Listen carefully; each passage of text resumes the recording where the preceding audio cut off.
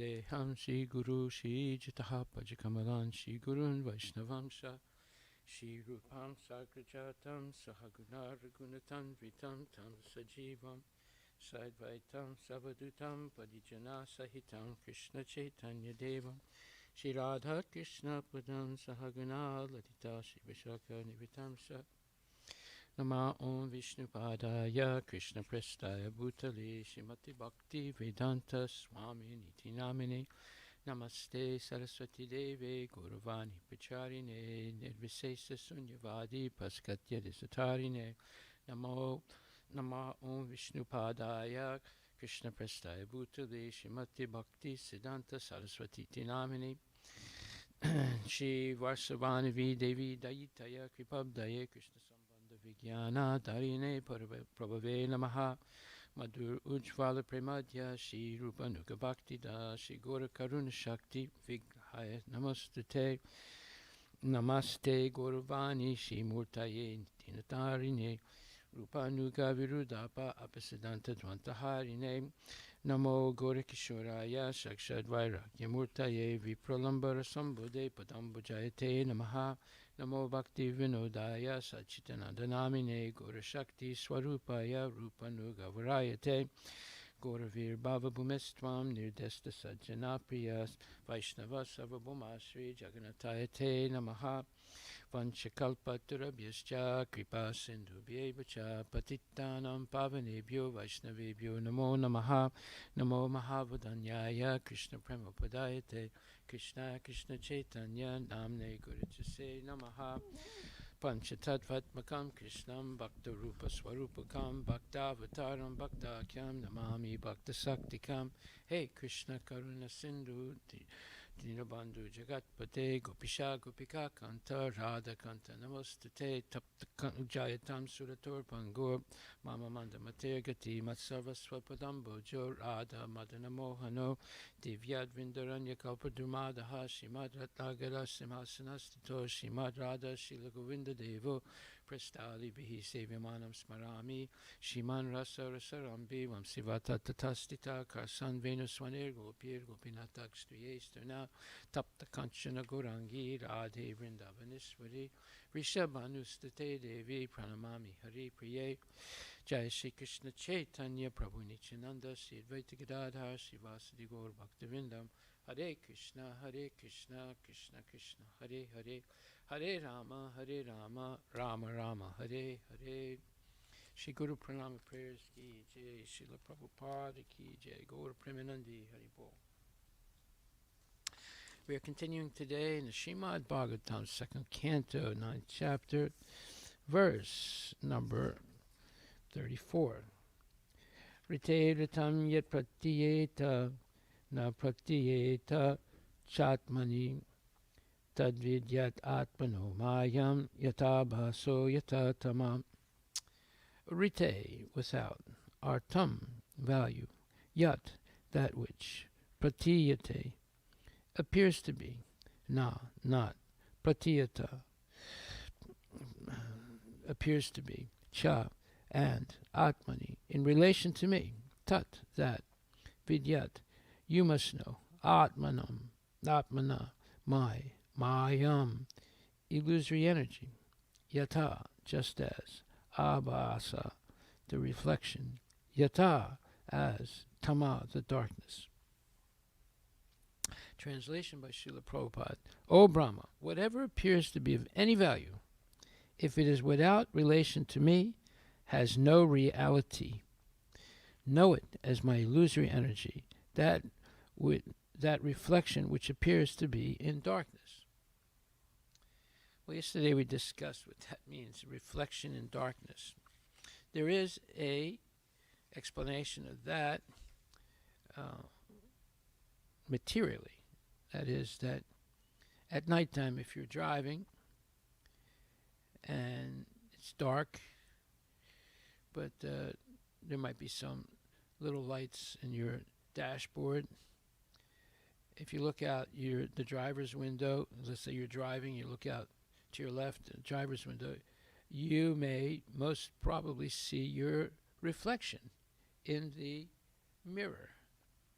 And that's because there's darkness on the outside, so it's reflecting. Just like if you have a mirror in your bathroom, you look in, you turn the lights on, and you look in the mirror and you see your face. That's because on the back of that mirror in the bathroom, there's black paint or something black in the back of the glass, and therefore your face is being reflected back to you because there's light in the room. And the same way, on a dark night while you're driving, it's possible you see the reflection of your face if you look out on the left-hand side at the driver's window. And so during the sunlight, you don't see your reflection, although there is a slight reflection, but you don't see it because of the sunlight. Okay, so, but is that what he's talking about here when it says, which appears, that reflection which appears to be in darkness? Well, the meaning in the text is much more spiritually significant, and therefore it says, anything that appears as apparently not being produced out of my energy is called Maya. The conception that the living entity is formless, or that the Supreme Lord is formless, is also illusion. In the Bhagavad-Gita 2:12. One second.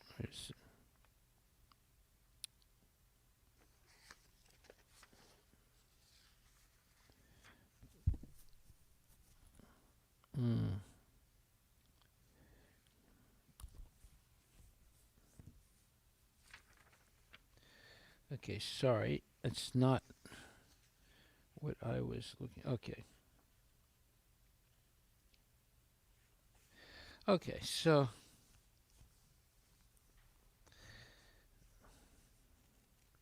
yesterday we discussed this point. Let me just see where it is in the purport. Okay.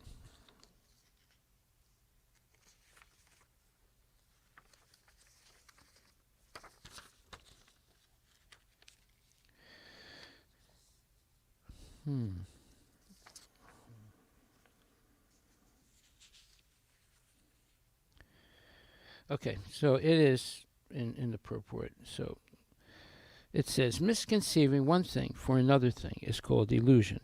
For example, accepting a rope as a snake is illusion, but the rope is not false. The rope, as it exists in the front of the illusioned person, is not at all false, but the acceptance is illusory. In other words, if you think the rope is a snake, that's an illusion. Therefore, the wrong conception of accepting this material manifestation as being divorced from the energy of the Lord is illusion, but it is not false. And this illusory conception is called the reflection of the reality in the darkness of ignorance. Okay, so what does this mean exactly? The reflection of the reality in the darkness of ignorance. Well, anything that appears as apparently not being produced out of my energy is called Maya. The conception that the living entity is formless or that the Supreme Lord is formless is also illusion. So there's 3 points here. Anything that is appears to not be produced out of Krishna's energy is an illusion, because everything is made of Krishna's energy. It has 3 major headings with a lot of subheadings. There's internal energy, there's marginal energy, and there's external energy. All 3 energies are coming from Krishna. So everything we see is made from the energy of Krishna, like the jiva is an energy of Krishna. Now, sometimes I had difficulty understanding that, and I was always trying to find an example of it. Well, I'll give you an example. It is said that the pyramids in Egypt were built by human beings. And they have these drawings of hundreds, sometimes thousands of human beings pulling these gigantic carved rocks toward the construction of the pyramid. So the human being's energy is what is being used to construct the pyramids, to carve the rocks, the gigantic rocks, to roll them maybe on big trunks of trees, and they take the bark off, and then somehow or other they put these gigantic carved rocks on those wooden round long wooden trunks of trees, and then they pull it, and you pull it so much of a distance, and then one log is no longer being covered by the gigantic rock. So they pick that up and they go and put it in the front of the big rock, and then they continue rolling. That way it rolls slowly in the direction of the pyramid where they're going to place that gigantic rock. So they had their techniques, and scientists claim that they used human energy to build the pyramids. Of course, it's a long and difficult process, but it is a process. Just like if you can use the energy of petroleum and you use that to run a gigantic tractor that can pick up very heavy rocks and so forth. So you're using the energy of petroleum to do that job. But you can also use, but every living entity is made up of energy, and therefore it is possible to use human energy also to do the same thing as these gigantic tractors. But of course it takes longer, and it's very difficult for those human beings that are doing it. But they have energy. Every living entity is the energy of the Lord also. And where is that energy located? In the soul. The soul is actually very, very powerful. Although it's microscopic, it's much less than it's even smaller than an atom, but it is extremely powerful, and it's so powerful that it expands its consciousness throughout the entire body, although it's so small. And the soul has energy, and it is what energizes the blood, and the energy in the body is coming from the soul. As soon as the soul leaves the body is dead. So for so many years I was reading that the soul's, the jiva is also the energy of the Lord. I didn't really understand it. But then with this practical example, I can understand it. That and the jiva, although so small, has tremendous energy, more than even uranium. Uranium is used to make atomic bombs. The soul is even more powerful than uranium. How do we know that? Well, we have the example of Surya and Chandra and Lord Shiva and Ganapati. They can do unimaginable things because they have been somewhat purified by following Krishna consciousness. Therefore, they have more energy to expend, to use. So as we purify the body that's covering the soul and lessen the influence of the body on the soul, more energy is manifested. Right up to the point where one could become like Vivaswan or Brahma, controlling an entire universe. So we don't realize how much energy we actually have. Okay, so here it says, therefore the wrong conception of accepting this material manifestation as being divorced from the energy of the Lord is illusion, but it is not false, and this illusory conception is called the reflection of the reality in the darkness of ignorance. So if there's a little bit of light, then even in darkness, one can see a reflection. And one example is the one I gave of driving a car at night, looking out the driver's window. If you're the driver, you look out the window and you see the reflection of your face in the mirror, in the glass window on your left. And behind it is a lot of darkness because it's late at night. And just a little bit of light is enough to project your reflection. So the light of coming from your windshield, your speedometer and other things is enough so that you can see the reflection of your face. But this is a little different, though. He's talking about, and this illusory conception is called the reflection of reality in the darkness of ignorance. So you need darkness to see a reflection. And you also need some light. It can be very dim, but you need some light. So, and then you will see a reflection. So it says here that if we accept these illusory conceptions, then it is like the reflection of the reality in the darkness of ignorance.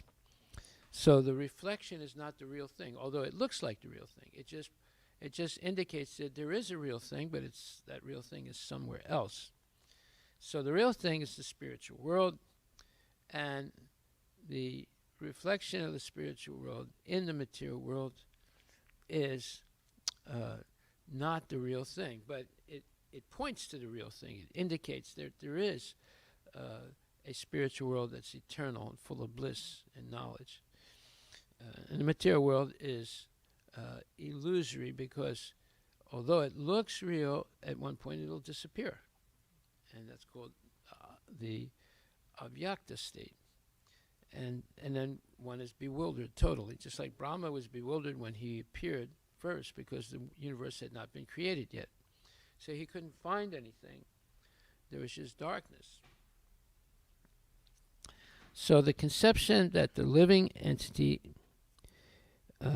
anything that appears as apparently not being produced out of Maya energy, Krishna says, is called Maya. The conception that the living entity is formless, or that the Supreme Lord is formless, is also illusion. In the Bhagavad-Gita 2.12, it is said by the Lord in the midst of the battlefield that the warriors standing in front of Arjuna himself, and even the Lord, had all existed before. They were existing on the battlefield of Kurukshetra, and they would all continue to be individual personalities in the future also, even after the annihilation of the present body, and even after being liberated from the bondage of material existence. Okay, so we covered that yesterday, but I wanted to go over it again. So when it says the reflection of reality in the darkness of ignorance, so to have a reflection, you need darkness, and you need a little bit of light, and then you see a reflection of reality. And we have that little bit of light in the material world, and we have a lot of darkness, and therefore we see the reflection of the spiritual world in the material world. But that reflection is not the real thing. It just indicates that there is a real thing, that's all. So when people are ignorant, they begin to accept things that are not true. So they think that, and this is called the material conception of life. What is that material conception of life? They think that, number one, the material world is meant for their personal sense gratification. And number two, they think that they can own property and own different things and stake their name and establish ownership. But actually, that's not true. Everything belongs to Krishna. And number three, they think that money and science and logic and reason, all these things can be used to control nature. That is impossible. They cannot control nature. And we go down the line. There are so many things that they believe that are not true. All those things put together is the material conception of life. They don't believe that there's a law of karma. They believe that after death, everything ends. So there's so many things. So let's go over that list. So number one, they think material nature is meant for their sense gratification. And number two, they don't accept that there is God.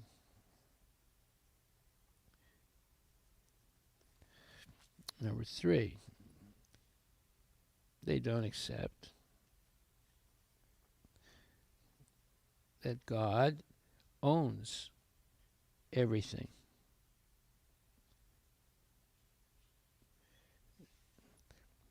They think they are proprietors. Number four, they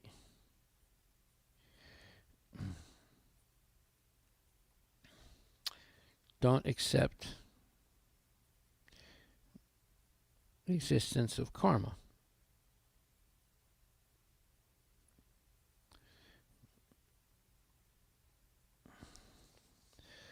Number five, they think they can control nature. And so forth. It goes down, there's a whole bunch of other things that they think. But each one of those points is false. They think that they reject, number 6, they reject the existence of a soul and think there is only matter.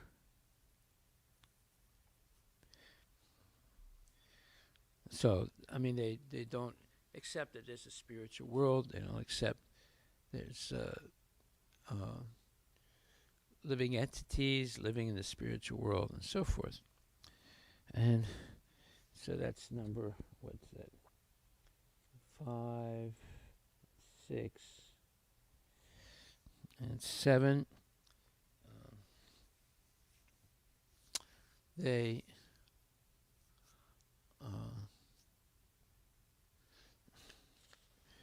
okay. Anyway, we will as we read more now, we're going to fill this out even more, because it's very important to understand what is the material conception of life. Unless we understand that, we will accept it as true and just go with the flow, as they say. But if we understand that that's actually all these points are illusory, they're not actually true, then we begin to understand who we are actually and what our relationship is with Krishna, and then we stop being fooled by these false. So in other words, number 7, they believe that creation started by the Big Bang, or something else, or some other material cause.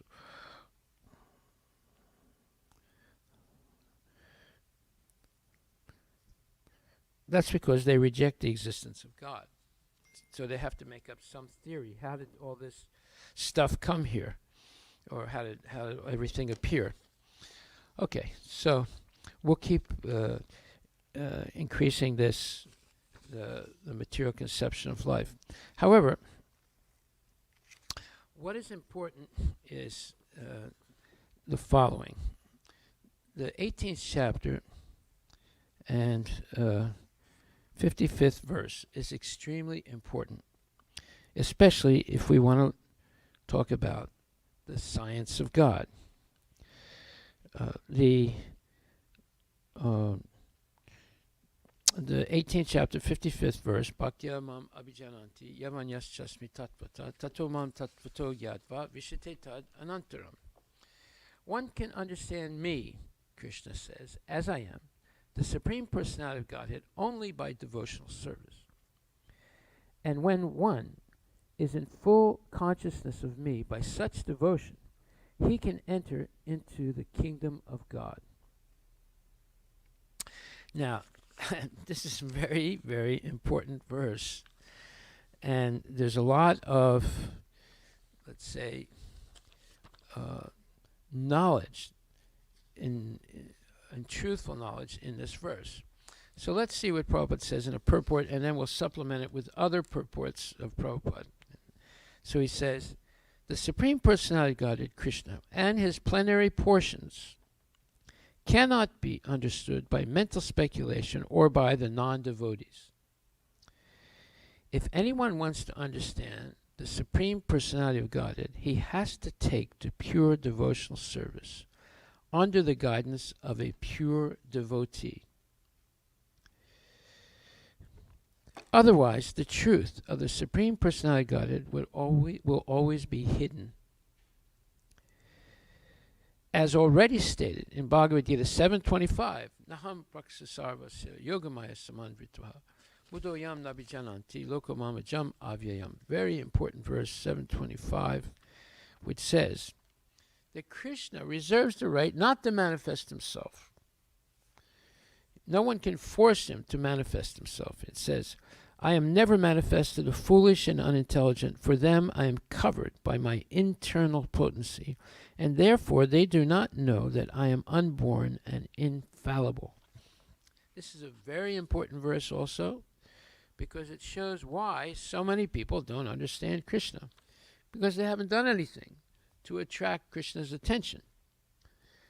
They just merrily go along living like animals, eating, sleeping, mating, and defending, and don't ask any questions and don't listen to any genuine devotees speak about Atma Tattva, the truth, the science of the soul. So therefore Krishna has the right not to manifest himself to such foolish and unintelligent people. For them I am covered by my internal potency. So there are two coverings. The external potency is covering the living entity, beginning with the body and then progressing into mundane knowledge as taught in schools today. And then number two, Krishna is hidden from the view of these non-devotees and speculators by the Brahmajyoti, so which is part of his internal energy. So the internal energy, Yogamaya, sometimes manifests Krishna and sometimes doesn't manifest Krishna. So in the glaring effulgence of the Brahmajyoti, you can't see anything. It blinds your eyes. Therefore, one prays, Hiranmaya napatrena satyasya pitamukam tatvam pusamapavrinu satyadharmaya dristaye pusanekasya yamastraya prajapatya vyuha rasmin samaha tejo yatte rupam kalyanatamam tate pasyami yo savaso purushaha sohamasmi. My dear Lord, please remove the curtain of light that is obstructing my vision of your beautiful face, so I can see your smiling face. So the devotee prays that the Lord please remove that covering. Actually, the Lord is never covered, but these things cover our eyes. So we have two coverings. One is the Maya potency, and the other is Yoga Maya. It's not letting us see the Lord. But that can change if we take the devotional service. So in this purport, 1855, it says, one who is fully conversant. It says, only one who is actually engaged in Krishna consciousness and devotional service can understand what Krishna is. University degrees are not helpful. And no one can understand God simply by erudite scholarship or mental speculation. There it is. So, college degrees won't help to understand Krishna. It may help you get a job, but not to understand Krishna. And so then Prabhupada continues, one who is fully conversant with the Krishna science becomes eligible to enter into the spiritual kingdom, the abode of Krishna. So now, what is Krishna science? Well, it is science, that means the truth about reality, that is eternally true. That was true in the past, that's true in the present, and it's true in the future, and it's true in all reference frames, on the earth, on the lower planets, on the higher planets, and in the spiritual world. So everywhere in the material world, everywhere in the spiritual world. So that is Krishna science. It is not only true in certain circumstances, or it was true in the past, it's no longer true in the present. So once we understand what Krishna science is, it's a very special and precious thing. It is the absolute truth about the supreme absolute truth. So then it says, one who is fully conversant with the Krishna science becomes eligible to enter into the spiritual kingdom and the abode of Krishna. Becoming Brahman does not mean that one loses his identity. Devotional service is there, and as long as devotional service exists, there must be God, the devotee, and the process of devotional service. So, what happens is the Mayavadis, they eliminate God, and they eliminate the process of devotional service, and they also eliminate the individuality of the devotee, so that one can merge into the impersonal Brahman. So, that is eliminating any possibility of doing devotional service. Therefore, that is the worst aparad against Krishna. And then Krishna says it's only by devotional service that he can be understood. It's not by academic knowledge, it's not by speculation, it's not by Mayavad philosophy. And then it says, devotional service is there as long as devotional service exists. There must be God, the devotee, and the process of devotional service. Such knowledge is never vanquished. It's never conquered, never lost. Even after liberation. Liberation involves getting free from the concept of material life. In spiritual life, the same distinction is there, and the same individuality is there, but in pure Krishna consciousness.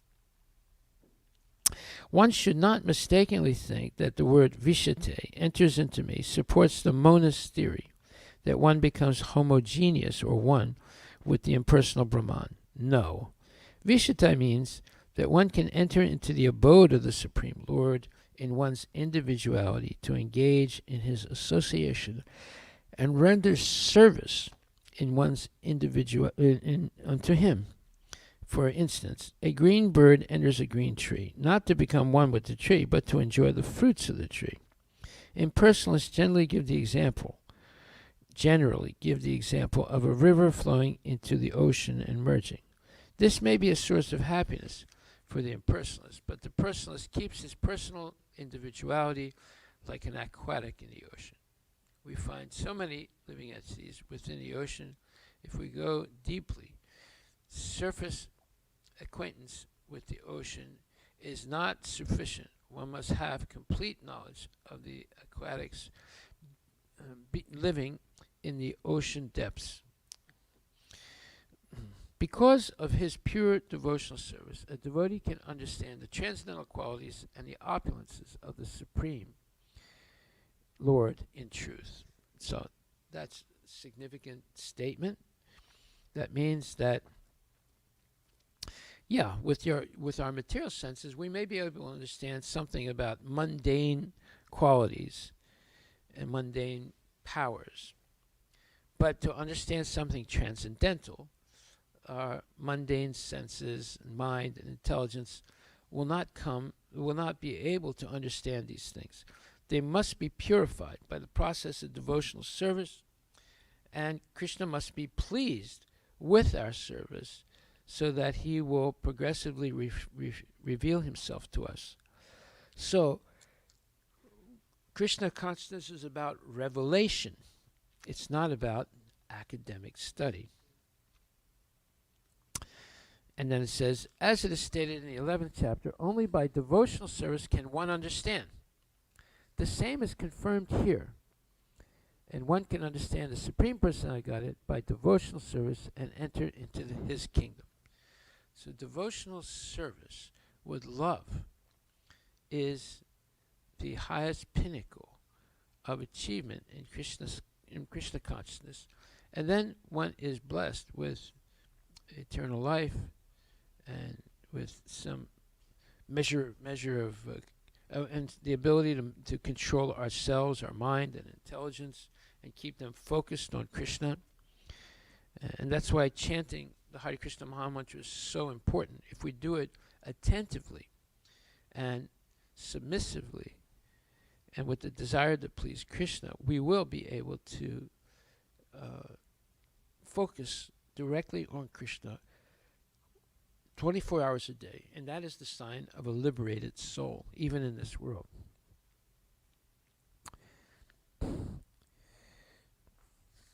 Then it says, because of his pure devotional service, a devotee can understand the transcendental qualities and the opulences of the Supreme Lord in truth.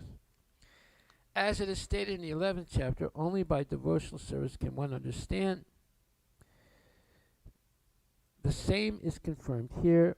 One can understand the Supreme Personality of Godhead by devotional service and enter into his kingdom.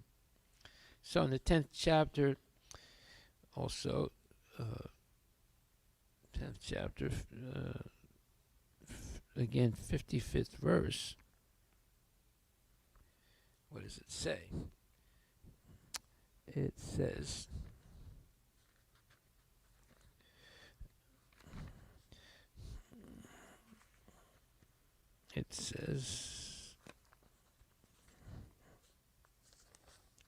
Mat Karmakran, Mat Paramo, Mat Bhakta Sangvarjita, Nirvairak Sarvabhutesu.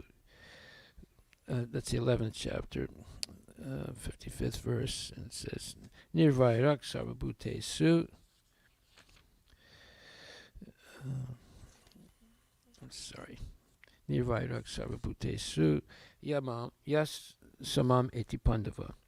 My dear Arjuna, he who engages in my pure devotional service, free from the contaminations of fruitive activities and mental speculation, he who works for me, who makes me the supreme goal of his life, and who is friendly to every living being, he certainly comes to me. So here we have these two verses, 1855 and 1155, both confirm that it's only by devotional service that we can understand Krishna. So then, going back to 1855, it says, when one hears about the Supreme Lord, automatically the Brahma Bhuta stage develops, and material contamination, greediness, and lust for sense enjoyment disappears. As lust and desires disappear from the heart of a devotee, he becomes more attached to the service of the Lord, and by such attachment he becomes free from material contamination. In that state of life, he can understand the Supreme Lord. This is the statement of Srimad Bhagvatam also. After liberation, the process of bhakti or transcendental service continues. The Vedanta Sutra confirms this. Aprayanat tatrapi hi dristam. This means that after liberation, the process of devotional service continues. In the Srimad Bhagavatam, real devotional liberation is defined as the reinstatement of living entity in his own identity, his own constitutional position.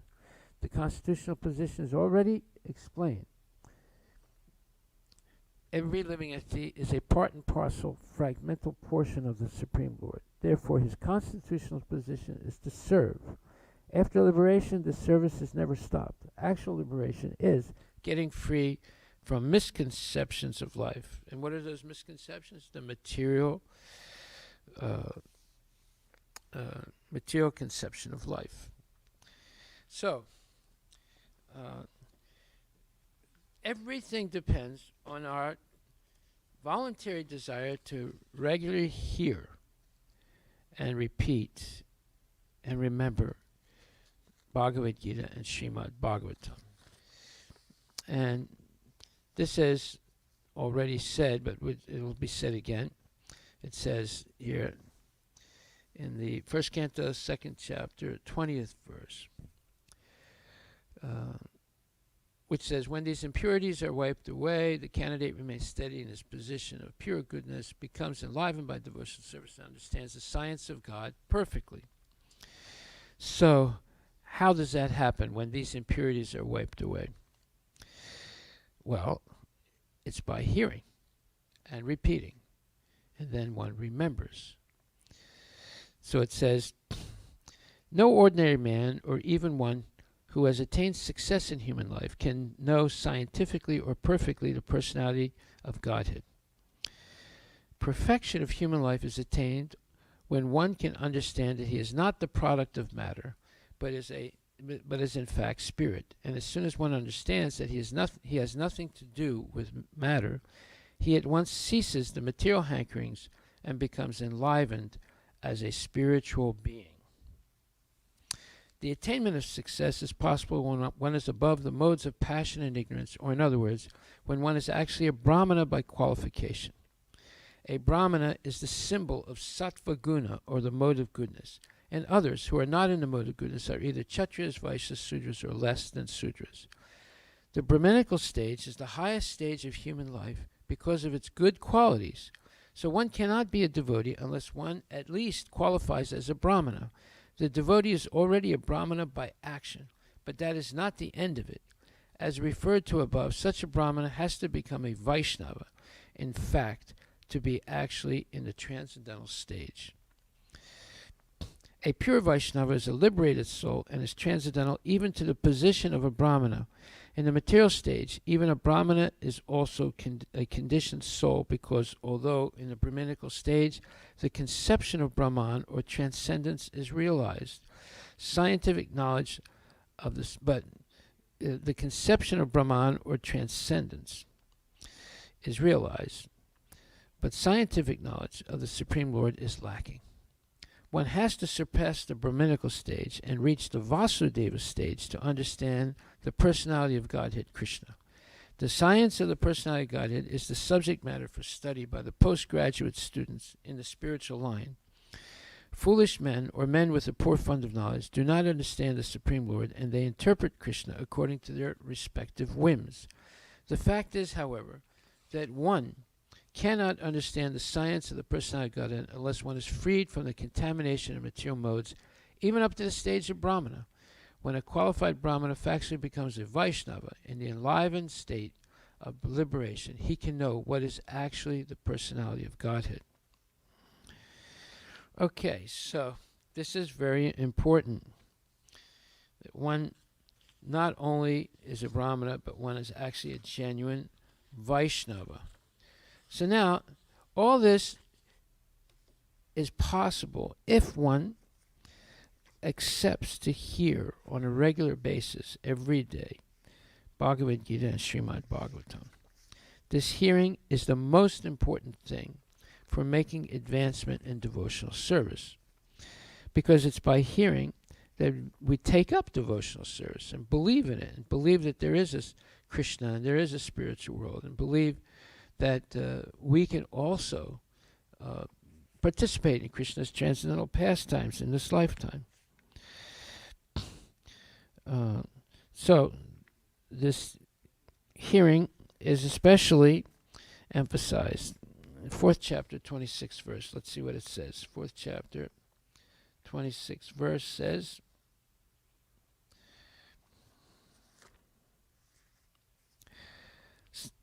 some, the unadulterated brahmacharis, sacrificing the hearing process and the senses in the fire of mental control, and others, the regulated householders, sacrifice the objects of the senses in the fire of the senses.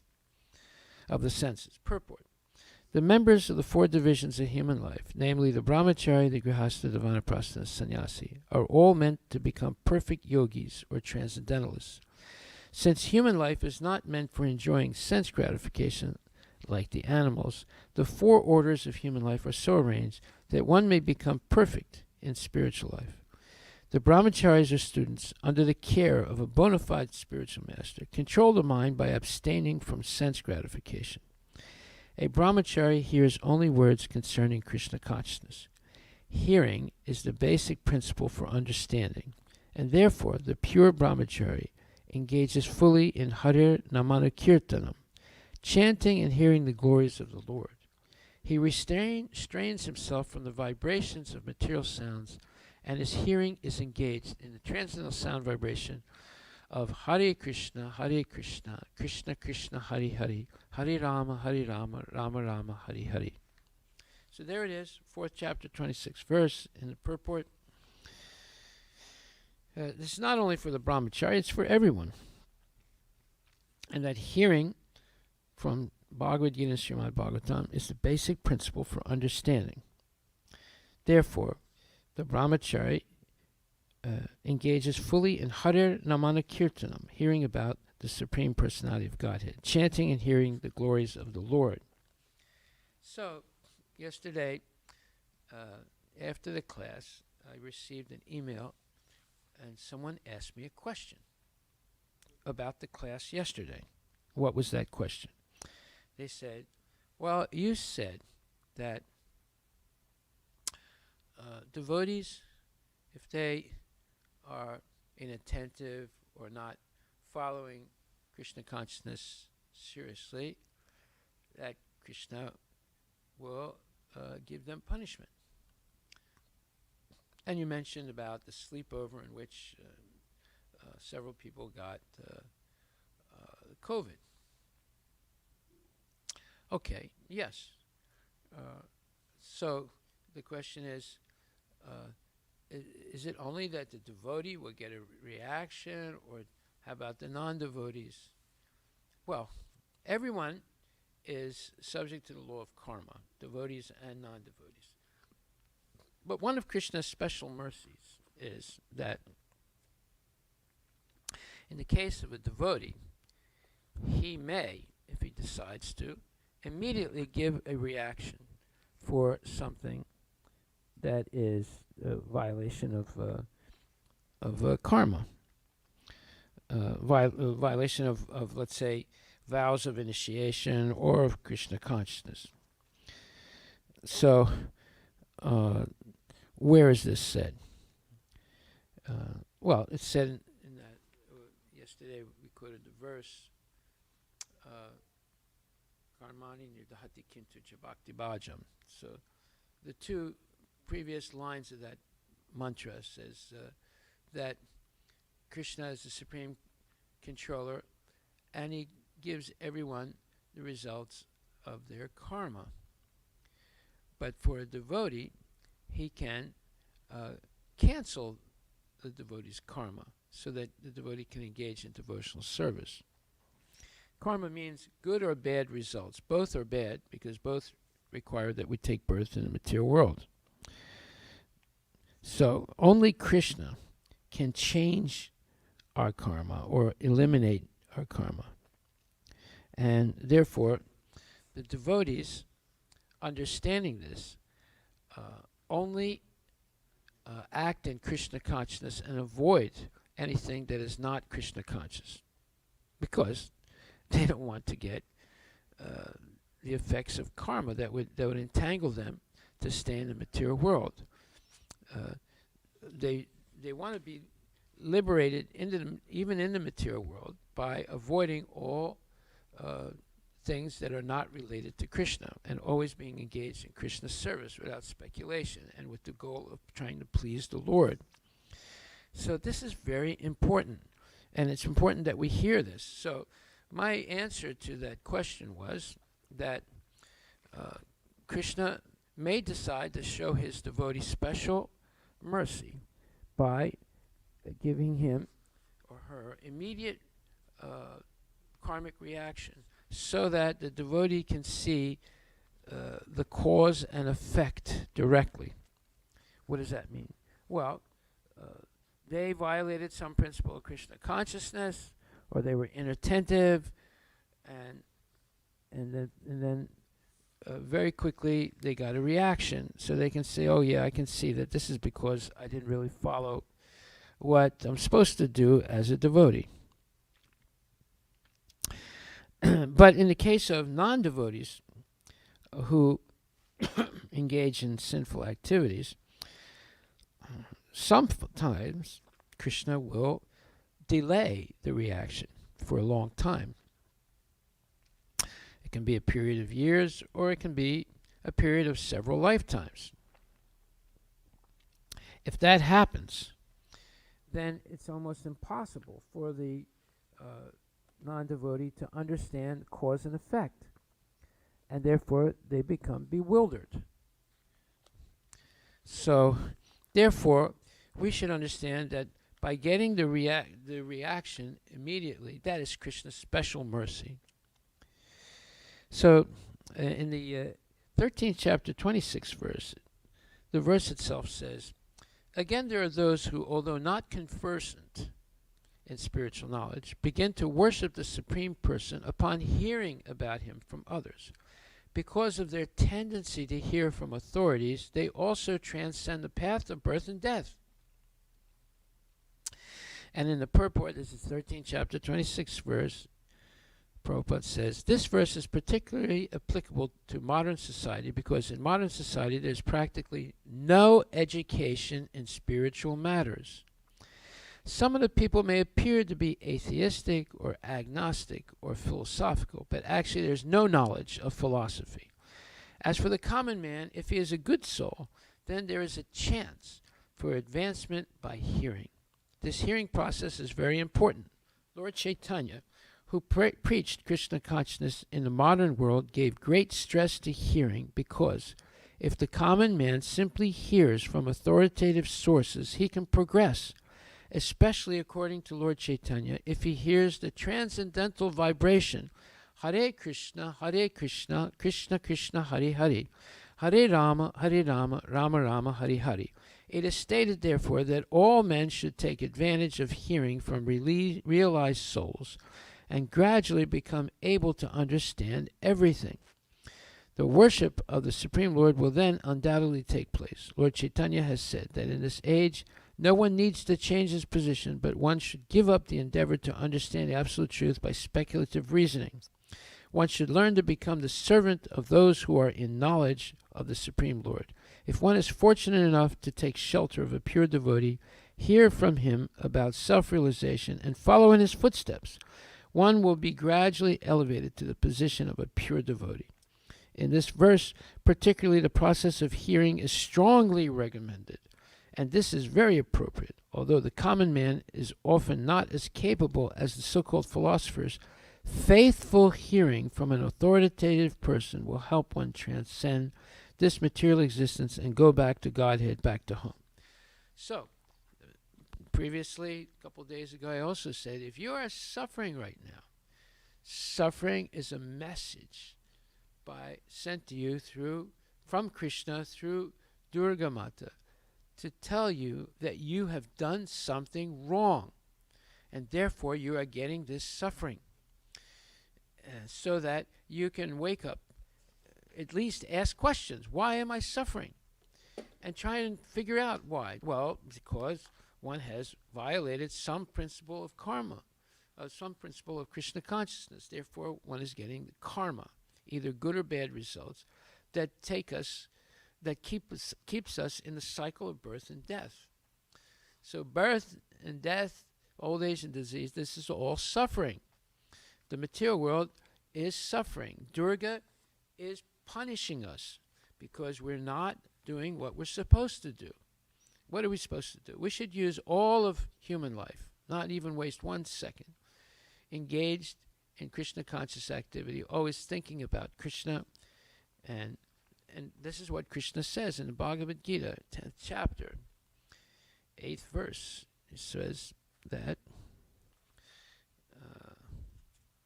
Aham sarvasya prabhava matak sarvam prabhartate iti matva bhajante mam buddhabhava samanvitaha. What does he say? I am the source of all spiritual and material worlds. everything emanates from me. The wise who perfectly know this engage in my devotional service and worship me with all their hearts. So, message today is that, especially if you are a child means up until the point that you are independent. That could be 12 years old, that could be 16 years old, that could be 20 years old, that could be 26 years old, that could be 50 years old. Some people live with their parents until their parents die. They never give up living at home, being financed and fed by their parents. And other kids, they grow up very fast, and by the time they are in high school or college, they're more or less independent. Well, no one is independent of Krishna and of the material nature. So, if you are suffering sickness, old age, stress, frustration, things are not going well, anything like that, it's because we violated some rules or regulations of Krishna consciousness. So, the way to remedy this situation and to avoid unnecessary suffering is to get rid of all anarthas, all bad habits, such as staying up late at night, gossiping, or basically talking nonsense, and not attending Mangal Arti and Tulsi Arti and chanting your rounds and hearing the class and taking prasadam. This is real science. This is real knowledge. The 18 points of knowledge in the Bhagavad-Gita. What does it say? That anything beyond these 18 points is ignorance. So what are the 18 points? Let's go over them. Amanitvam, adamitvam, ahimsa santir, arjavam, achayapasamam, socham, stayam, atva, vinigraha. Indriyarte savairagyam, and so forth. Let me see. It says here. It says Indriyarte savairagyam. 1 second. This is the 10th chapter. Is it 8 to 12 or 12? Yeah. 8 to 2. Let's see here. Anahankara evacha janramrityu jaravyadi dukadosana darshanam. Yeah, it's the 13th chapter, I'm sorry. So, 13th chapter, 8 to 10th verse. So, these 18 points, let's go over them. The first is humility, amanitvam, and the second is freedom from false pride, or prideless, in other words, pridelessness. Amanitvam, adamitvam, ahimsa, and it's non-violence. Shantir means tolerance, and arjavam means simplicity and honesty in life. Acharya pasamam, approaching a bona fide spiritual master. And then socham is cleanliness internally and externally. And then staryam, steadiness in devotional service. Atma vinigraha, self-control. Indriyarte su, in the matter of the senses. And vairagyam, renunciation of the material conception of life. And anahankara, being without false egoism. And then janma and mrityu jaravya, the dukadosana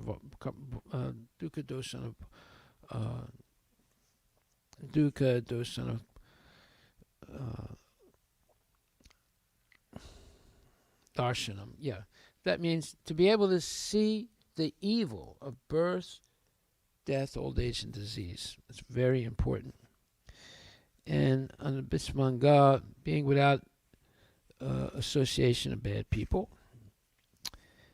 and so forth. So these are 24 points, and 18 points. So therefore, anything besides these 18 points is considered ignorance. So all modern education is considered ignorance, and everything that they're teaching in these schools is all about engaging in the material conception of life. So how can that be beneficial for a young person? It's not beneficial at all. It's just grooming us to be sense gratifiers the rest of our life. So therefore, young people should be trained to come regularly to the temple every day, to Mangal Arati here, and at least for 1 or 2 hours, and then start their day. Now someone says, oh, that's impossible. It's not impossible. It's very possible. If you are at least 1 hour and at least hear the class, or at least do something that is based on hearing, because hearing is the most important thing. So therefore, unless our parents, initiated devotees, are willing to institute such a culture of Krishna consciousness, we're going to fail as a movement, because there won't be a next generation. The next generation happens because people are following the program that Prabhupada gave us. And that program is very specific. But the most important part of it is this hearing and chanting in company of Vaishnavas. It's very important.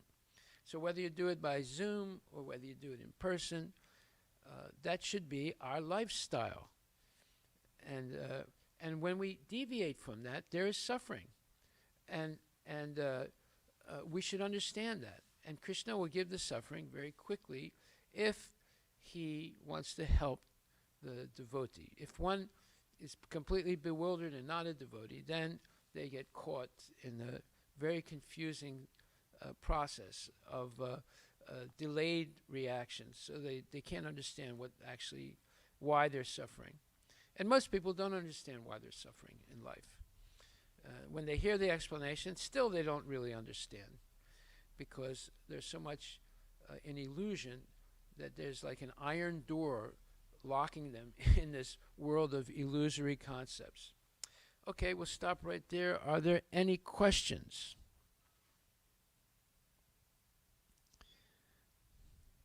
Any questions?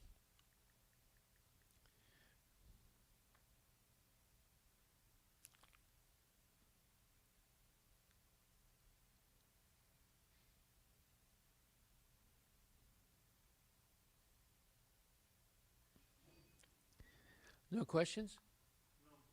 No. Okay, so no questions, no answers, and we will now go on to the next program. Srila Prabhupada Ki Jai. All glories to Srila